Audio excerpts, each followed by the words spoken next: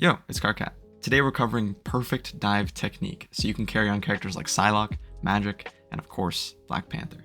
Real quick before we do, if you're trying to improve on Black Panther or just looking for people to chill and talk Marvel Rivals with, hit us up on the Panther Court, link down below. Alright, let's do it. Understanding the fundamentals of diving is arguably more important than having strong mechanics, and it boils down to three things: off angles, timing, and pressure. We'll go through each, and by the end you'll know exactly what you need to do to perfect your dives. Off-angling is probably the easiest of the three to get right, but you'd be surprised how often players forget to prioritize it in the moment and sit main, including me. The concept is this: your front line is generally made up of your tanks, being supported through damage and healing by your backline. This is main, and your job as a dive character is to be anywhere but here. You'll know you're off-angling correctly when you can see the enemy team and they're all looking towards main and not at you. If you find yourself main by accident, don't try to force getting value there. Take the time to reposition to an off angle. I promise it's worth it. Step 1, check.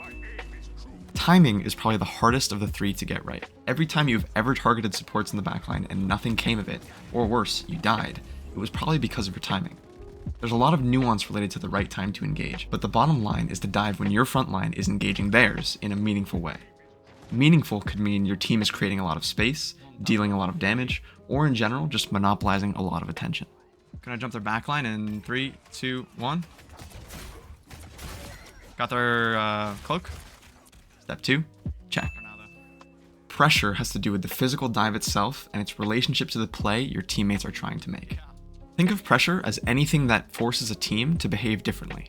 The simplest form is damage dealt. Think Punisher unloading a Strange shield, but it could also be space taken, like a Strange pushing forward or a Venom diving the backline. Once you've established the best off angle you can and you've identified the optimal time to engage, the last step to executing the perfect dive is pressuring the backline while your team pressures the front line. You do this with your mechanics, applying as much damage as possible to isolated targets, ideally supports, as quickly as you can. Wow, you guys are crazy. Nice. Step 3, Why can't all my teams check. be like this? If you do all three of these things flawlessly, you are guaranteed to get value. How do I know this? Because there are only 3 possible outcomes with the perfect dive. 1, the supports will heal the front line and you'll kill the back line. 2, the supports will heal the back line and your team will kill the front line. 3, the supports will ult to heal everyone and you trade your shorter cooldowns for their ults. Remember, diving is not always about getting kills every single time.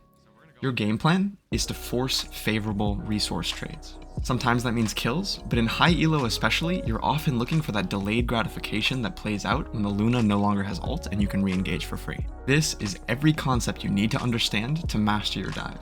For every time you felt like you dived perfectly but weren't able to get any value, one of these things was missing, I promise you. The last step is to practice them in every game you play. You got this. Good luck.